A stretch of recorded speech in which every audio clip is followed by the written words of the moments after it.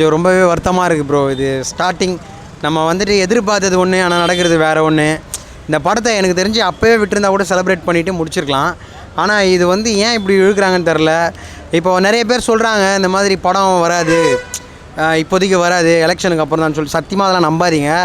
ஏன்னா முன்னாடி இருந்தது வந்து பார்த்திங்கன்னா ஐட்டம் 17 தான் வந்துட்டு இந்த கேஸ் ஃபைல் ஆச்சு. அப்போ என்னென்னு பார்த்தீங்கன்னா ரொம்ப ஸ்ட்ராங்காக இருந்துச்சு, அதை விவாதமே பண்ணல. ஆனால் இப்போ வந்து பார்த்திங்கன்னா ஆர்கியூமெண்ட் பண்ணுற அளவுக்கு வந்துட்டாங்க.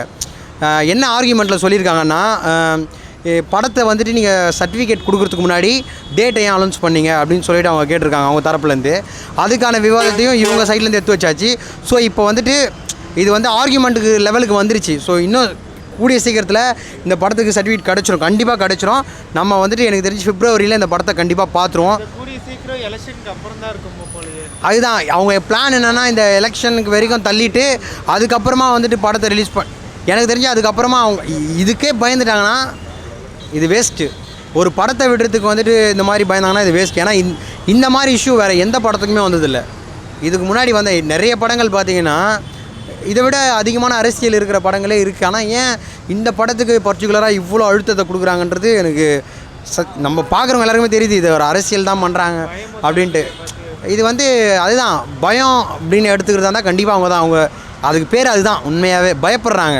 இந்த படம் வந்துட்டால் எதுக்கு விஜய்க்கு இன்னும் கொஞ்சம் வந்துட்டு அதிகமான செல்வாக்கு வந்துடுமோ, எலெக்ஷனில் அவருக்கு அதிகமாக பாசிட்டிவ் ரிவ்யூ வந்துடுமோன்ற மாதிரி பயப்படுறாங்க. ஆனால் வந்துட்டு இது ஒரு படம், ஜஸ்ட் ஒரு படமாக பார்த்து அவங்க பயப்படாமல் விட்டுட்டாங்கன்னா ஓகே. அந்த படம் வந்து அந்த அளவுக்கு பெரிய ரீச்லனா கூட நீங்கள் இப்போ கொடுக்குற ஹைப்பு தான் பெரிய ரீச்சாக மாறப்போகுது. எனக்கு தெரிஞ்சு இவங்க வந்து எனக்கு தெரிஞ்சு படமே நல்லா இல்லைனா கூட இந்த படத்தை பயங்கரமாக கொண்டாட தான் போகிறாங்க. அதாவது நார்மலாக பார்க்குற ஆடியன்ஸை விட ஜென்ரல் ஆடியன்ஸ் அதிகமாக இந்த படத்தை பார்ப்பாங்கன்னு நான் நினைக்கிறேன்.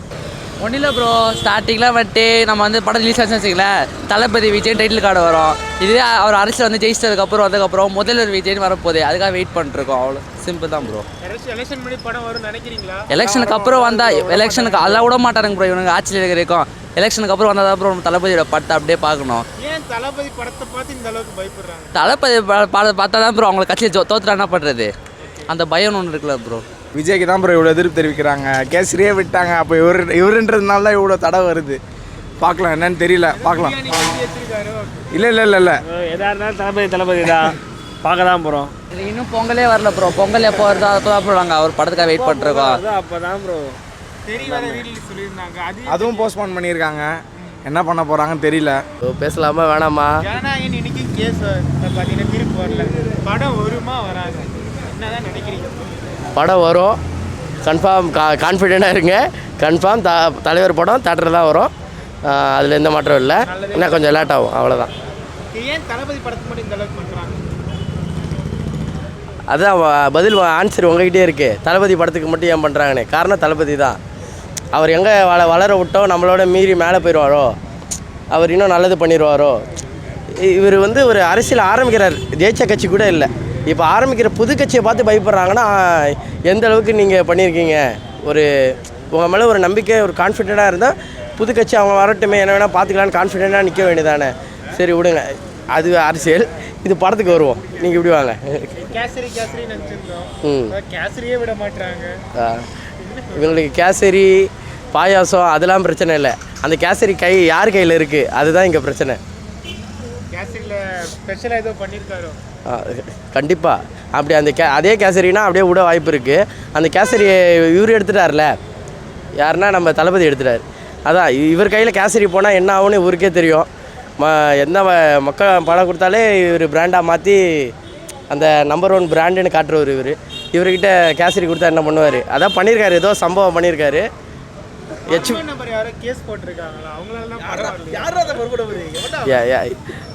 போடுங்க. இல்லை இன்னும் ஒரு 2-3 கேஸ் கூட போடுங்க.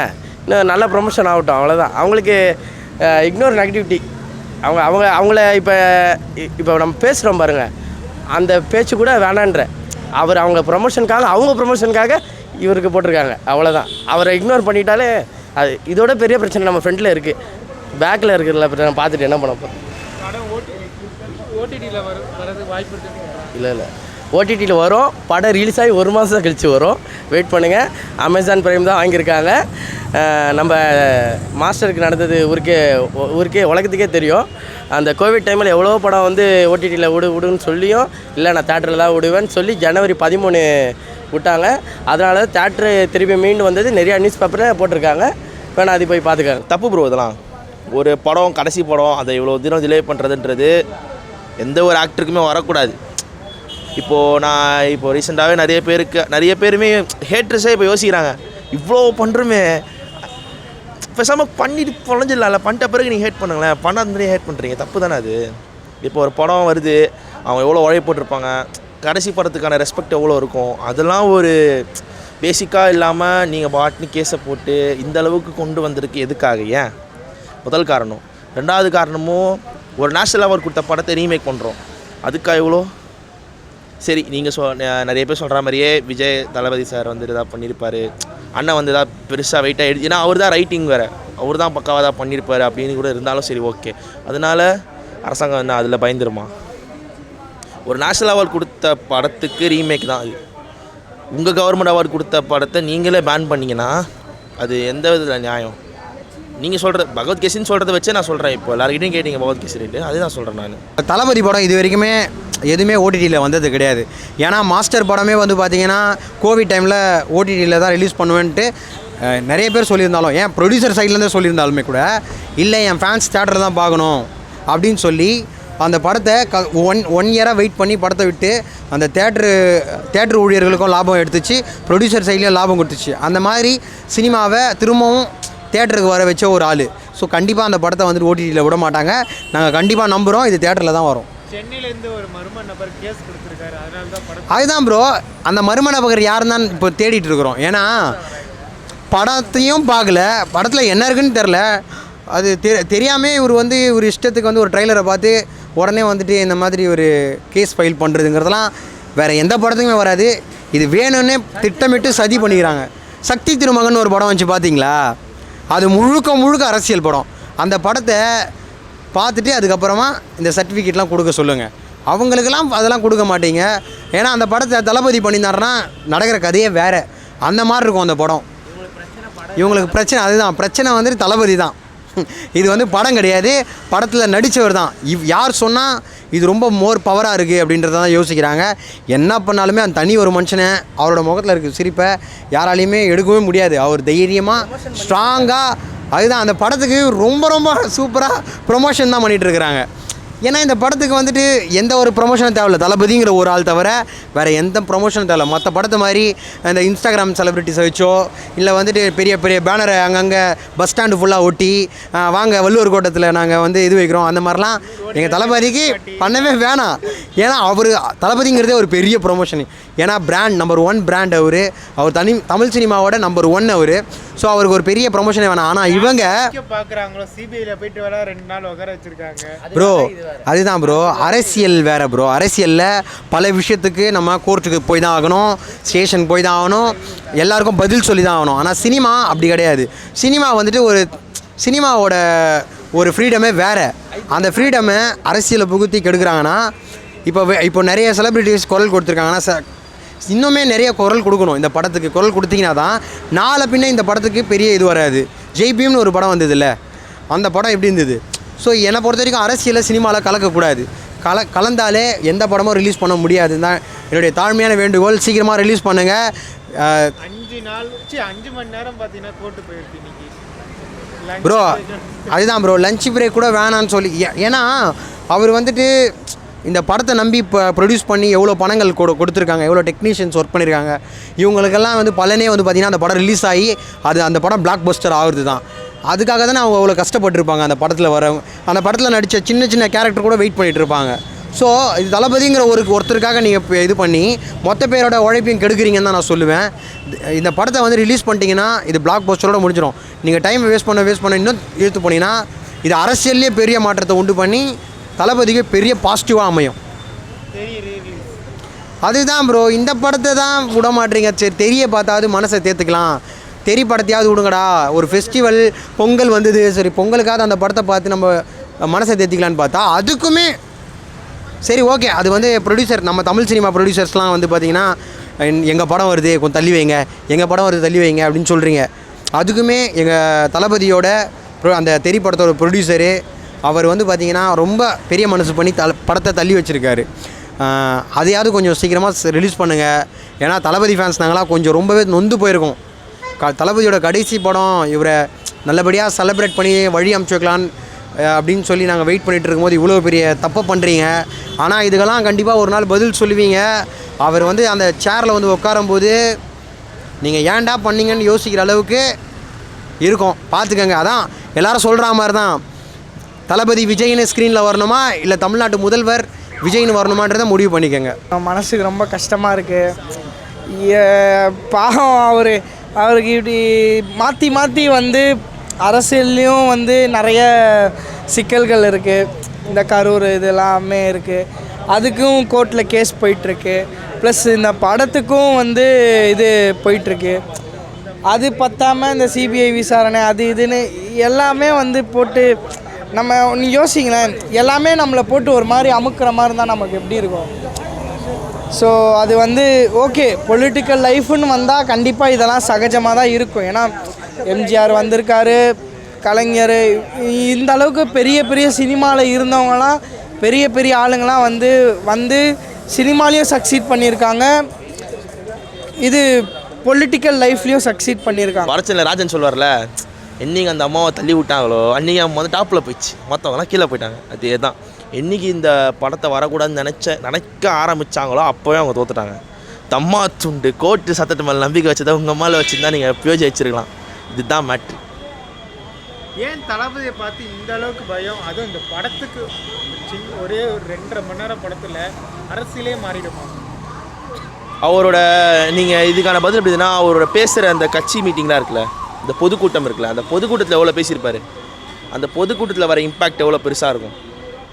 2 மணி நேரம் நீங்கள் சொல்கிறீங்களா, அந்த பொதுக்கூட்டத்திலேயே அவ்வளோ பேசுகிறாரு. இந்த 2 மணி நேரம் அந்த 10 நிமிஷத்துக்கு எவ்வளோ இம்பேக்ட்டு? 10 நிமிஷம் இம்பேக்ட் 2 மணி நேரம் படத்தில் கொடுத்தா எவ்வளோ இம்பேக்ட் கிடைக்கும்? அவங்களுக்கு என்னென்னா இதை வச்சு அவர் அரசியல் வாழ்க்கையை இன்ஃப்ளூயன்ஸ் பண்ணுறவாரா அப்படின்ட்டு நினைக்கிறேன். அவர் பண்ண மாட்டார். ஏன்னா அவர் தளபதி. மக்கள் இது அரசியல் பற்றி பேசாமல் இருந்தாலுமே அவர் கண்டிப்பாக மேலே வந்துடுவார். அரசியல் பற்றி பேசினாலுமே மேலே வந்துடுவார். அதாவது இது என்னன்னா, அதான் ஒரு தளபதி சொல்கிற மாதிரி தான், தம்மா துண்டு பிளேடு மேலே வச்சு இந்த நம்பிக்கையை உன் மேலே ஜெயிச்சிடலாம். அதே மாதிரி தான் இந்த படத்துக்கு கேஸ் யாருன்னு தெரில ப்ரோ. இப்போ இருக்குமே யார் மர்ம நபரா கூட்டங்களா அதெல்லாம் தெரியாது. பிளான் பண்ணி பண்ணாங்களா, பிளான் எல்லாம் பண்ணாங்களா தெரியாது. ஆனால் பண்ணியிருக்கீங்க. அதே தான் சொல்கிறேன், எப்போது ஒரு படம் வரக்கூடாதுக்காக இவ்வளோ கேஸு போட்டிங்களா அப்போவே நீங்கள் தோத்துட்டீங்க. அந்த படம் வந்தால் கொண்டாடுறது தான் கொண்டாட்டம். வராமல் விட்டாலுமே அந்த வர வச்சு கொண்டாடுவோம். அதுதான் மக்கள். இப்போது இது எந்த படத்துக்கு வந்தாலும் இங்கே இருந்து புரட்சி போனாங்க ப்ரோ. இவ்வளோ படம் வரல, அட்லீஸ்ட் ஒரு கேள்வி கேட்பாங்க. இது தளபதின்றதுனால இது ரொம்ப பெருசாக மாறுது. படத்துக்கு ப்ரொமோஷனே பண்ணல ப்ரோ, இதுவே ப்ரொமோஷனாக போயிட்டுருக்கு. இது கடைசி படம், இப்போ ஜனநாயகன் கடைசி படம் அப்படின்னு சொன்னதுனால இப்போ இவங்களுக்குலாம் என்ன ஆச்சு, ஓகே கடைசி படத்தை எப்படின்னா வந்து நம்ம முடிஞ்ச அளவுக்கு நம்ம அதை அப்போஸ் பண்ணுறதுக்கு என்னென்னலாம் பண்ணணுமோ அதை நம்ம பார்க்கணும் அப்படிங்கிற மாதிரி அவங்களுக்குள்ள ஒரு தாட்டு. என்னென்னா இப்போ இது கடைசி படம்னு சொன்னது மேபி சொல்லாமல் இருந்திருந்தால் அவங்க இதை பண்ணியிருக்க மாட்டாங்கன்னு எனக்கு ஃபீல் ஆகுது. மேபி இது என்னோடய கடைசி படம் அப்படின்னு தளபதி அனௌன்ஸ் பண்ணாமல் இருந்திருந்தா இந்த மாதிரிலாம் நடந்திருக்காதோ அப்படிங்கிற மாதிரி எனக்கு தோணுது. மேபி அரசியல் நிறைய இருக்குன்னு நினைக்கிறீங்களா படத்தில்? ப்ரோ படத்தில் அரசியல் நிறைய இருக்கா? படத்தில் அரசியல் கண்டிப்பாக இருக்கும் ப்ரோ. இப்போ தளபதி இருக்கார், தளபதிக்காக வைக்கலனாலுமே எனக்கு தெரிஞ்சு ஹெச் வினோத் கண்டிப்பாக ஒரு சென்சிட்டிவான டேரக்டர். ஸோ இதுக்கு முன்னாடி எடுத்த துணிவு அந்த படத்தை எடுத்தாலுமே வந்து ஃபுல் அண்ட் ஃபுல் இந்த கவர்மெண்ட்டு அண்ட் அந்த பேங்க்ரப்சி, பேங்க்கில் நடக்கிற அந்த விஷயங்கள் இதெல்லாமே வந்து அதில் பேசியிருப்பாங்க. ஸோ அவர் எடுக்கிற படங்கள் எல்லாமே வந்து லைக் இந்த பொலிட்டிக்கல் சாயல் கண்டிப்பாக அது ஒரு மாதிரி மேலோட்டமாகவாச்சும் இருக்கும் கண்டிப்பாக. ஸோ அதனால் இந்த படம் வரும்னு நினைக்கிறீங்களா? எலெக்ஷனுக்கு முன்னாடி வரணும் ப்ரோ, வரணும்னு ஆசைப்பட்றேன். ஸோ நம்ம நினைக்கிறது நடக்காது, அது அவங்க சிபிஎஃப்சி தான் முடிவு பண்ணோம். சிபிஎஃப்சி கொஞ்சம் பார்த்து எதனா பண்ணி விட்டிங்கன்னா கொஞ்சம் நல்லாயிருக்கும். அதில் எனக்கு தெரிஞ்சு அது நிறைய ரூமர்ஸும் வருது ப்ரோ. இதை சுற்றி நிறைய ரூமர்ஸ் ஸ்ப்ரெட் ஆக ஆரம்பிச்சிச்சு. சர்டிஃபிகேட் கொடுத்துட்டாங்க, அதுக்கப்புறம் திரும்ப அது ரூமராக என்னன்றது நமக்கு தெரியாது. ஒரு சில விஷயங்கள், ஒரு சில நியூஸ் வந்து பரவலாக கொடுத்துட்டாங்க, கொடுக்கல அப்படிங்கிறாங்க. அதுக்கப்புறம் இல்லை எலெக்ஷனுக்கு அப்புறம் கொடுப்பாங்க அப்படிங்கிறாங்க. ட்ரெய்லரை வச்சு இது பேசிக்கிட்டு இருக்காங்க. ட்ரெய்லரில் இருக்குது, அப்போ இந்த படத்தில் இருக்கும். இப்போ நீங்கள் வந்து விக்ரம்னு ஒரு படம் வந்துச்சு, லோகேஷ் கனகராஜ் கமல் வச்சு டைரக்ட் பண்ணியிருப்பார். அதோட டீசர் பார்த்துருக்கீங்களா? கமல் என்ன பண்ணுவோம், அது ஃபுல் அண்ட் ஃபுல் இந்த கிராஃபிக்ஸ் இதில் தான் இருக்கும், விஎஃப்எக்ஸ் தான் பண்ணியிருப்பான். அப்போ அது என்ன ஆகும், அவர் வருவார், ஒரு பந்தி விரிப்பார், அங்கே எல்லாருமே உட்காந்துருப்பாங்க, துப்பாக்கி அது இதுன்னு எல்லாமே இருக்கும், சாப்பாடு போடுவார், ஆரம்பிக்கலாமான்னு கேட்பார், முடிச்சிருவாங்க டைம். ஆனால் படம் அப்படியா இருந்துச்சு? என்றைக்குமே அந்த ட்ரெய்லரோ டீசரோ அதை வச்சு படத்தோட கதையை டிசைட் பண்ண முடியாது. ஏன்னா அந்த கதைங்கிறது வேறு, ட்ரெய்லர் டீசருங்கிறது வேறு. டிஎம்கேவும் இப்போ டிவிக்கும் இடையில இப்போ போட்டி போய்கிட்டு இருக்குல்ல, அது சம்மந்தமாக டிவிகே பற்றி சில சீன்ஸ்லாம் வருதுங்கனால அது சம்மந்தமாக இருக்கலாம் சொல்லி நிறைய பேர் சொல்லிக்கிட்டு இருக்கிறாங்க. பர்டிகுலராக இந்த படத்துக்கு மட்டும் இந்த அளவுக்கு பண்ணுறாங்க. பராசக்தியே பார்த்தீங்கன்னா வச்சாங்க. அதுவும் பராசக்தி வந்து அது ஏற்கனவே நம்ம முன்னாடி நடந்த ஒரு நிகழ்வுங்கனால அது சம்மந்தமாக இருந்ததுனால டிஎம்கேவோட ப்ரெசண்ட் நம்மளை அது யாரும் ப்ரெசண்ட் பண்ணி தானே படமே வந்துச்சு வெளியே. அதனால் கூட இருக்கலாம். இந்த கேஸ் எப்படி பார்க்குறீங்க? ஃபுல்லாக அரசியலாக இருக்குன்னு பார்க்குறீங்களா? மோஸ்ட் ஆஃப் பாலிடிக்ஸ் மாதிரி தான் பிரதர் இருக்குது, எல்லாமே பாலிடிக்ஸ் மாதிரி தான் இருக்குது. அது கேஸ் நமக்கு ரிசல்ட் அந்த இது வந்தால் தான் எப்படின்னு தெரியும், பார்த்துட்டு பார்க்கலாம். ஏன்னா ஒரு தணிக்கை வந்து அவ்வளோ ஒரு 40 நாள் 50 நாள் கொடுக்குறோம். ஏன்னா டிசம்பரில் போனது கிட்ஸ் கேஸாக தான் போயிட்டு இருக்குது. இப்போ வரலையே, இன்னும் வரல. அது நமக்கு ரிப்போர்ட் என்னன்னு பார்த்துட்டு தான் இது பண்ண முடியும். தளபதி அரசியலுக்காகவே இந்த மாதிரி பண்ணுறாங்களா? தளபதி அரசியல் இது பண்ணுவாங்க? நம்மளால் ஷுவராக சொல்ல முடியாது, எல்லாமே 50-50 இருக்குது. அது எலெக்ஷன் டைம் வரை கிட்ட வருது, அது கொஞ்சம் பார்த்தா நம்ம பண்ணலாம். எல்லாமே சிபிஐ வேற தளபதி. ஆமாம், எப்படி பார்க்குறீங்க? அதெல்லாம் ரொம்ப கஷ்டமாக இருக்குது. இப்போது ஒரு பர்சனால தான் சென்ட்ரல் போர்டில் வந்து ஹோல்ட் பண்ணி வச்சுருக்காங்க. மொத்தம் ஒருத்தர் மட்டும்தான் அவர் அந்த சென்சார் போர்டில் கொஞ்சம் இது பண்ணுறாரு. கொஞ்சம் அவர் ரிலீஃப் பண்ணால் கொஞ்சம் நல்லாயிருக்கும். படம் சீக்கிரமாக வந்து தளபதி லாஸ்ட் படம் கொஞ்சம் வந்தால் கொஞ்சம் நல்லாயிருக்கும் எங்களுக்கு. பிஜேபி பின்னாடி இருந்து வேலை செய்யுதுன்னு சொல்கிறாங்க. உங்களோட நீங்கள் எப்படி பார்க்குறீங்க? இல்லை ப்ரோ, என் ஒப்பீனியன் அது இல்லை. பிஜேபி வந்து இப்போ அவங்க டிவிக்கு எதுவும் கூட்டணி எதுவும் அனௌன்ஸ் பண்ணல. ஆனால் பிஜேபி கூட்டணி வச்சாங்கன்னா கொஞ்சம் வேலைக்கு ஆகுது ப்ரோ. இப்போ சிபிஐ அந்த விசாரணை கரூர் விசாரணையோ போயிட்டு வந்துருக்காரு, அதை எப்படி பார்க்குறீங்க? இல்லை ப்ரோ, அவர் கொஸ்டின் ஆன்சர் பண்ணி தான் அவனுக்கு கவர்மெண்ட் கேட்குற கொஸ்டின். ஏன்னா நிறைய பேர் இறந்துருக்காங்க, அது எப்படி சிபிஐ என்கொயரி வைக்க தான் செய்வாங்க. ஆனால் நிறைய மீட்டிங்ஸ்லையும் இறக்குறாங்க. ஆனால் ஸ்பெசிஃபிக்காக நம்ம விஜய் சாரை மட்டும் கொஞ்சம் கார்னர் பண்ணுறாங்களான்னு எனக்கு தோணுது. ஏன்னா 40 பேர் இறந்துருக்காங்க. இல்லை ப்ரோ, இதுக்கு முன்னாடி வச்ச மீட்டிங்லேயே நிறைய பேர் இறந்துருக்காங்க. வேறு வேறு கட்சி, நான் கட்சி மென்ஷன் பண்ண விரும்பல, நிறைய கட்சியிலே இறந்துருக்காங்க. ஸ்பெசிஃபிக்காக விஜயோட பண்ணது மட்டும் கொஞ்சம் ரொம்ப பேர் வருது. ஜனநாயகன் படம் வரும்னு நினைக்கிறீங்க? எலெக்ஷன் முன்னாடி வரும் ப்ரோ, இந்த இயர்க்குள்ளே வரும்னு நான் நினைக்கிறேன். எலெக்ஷன் முன்னாடி வருமா? அது கொஞ்சம் டவுட்டு தான் ப்ரோ. மோஸ்ட்லி எலெக்ஷனுக்கு அப்புறம் வேணால் வர வாய்ப்பு இருக்குது.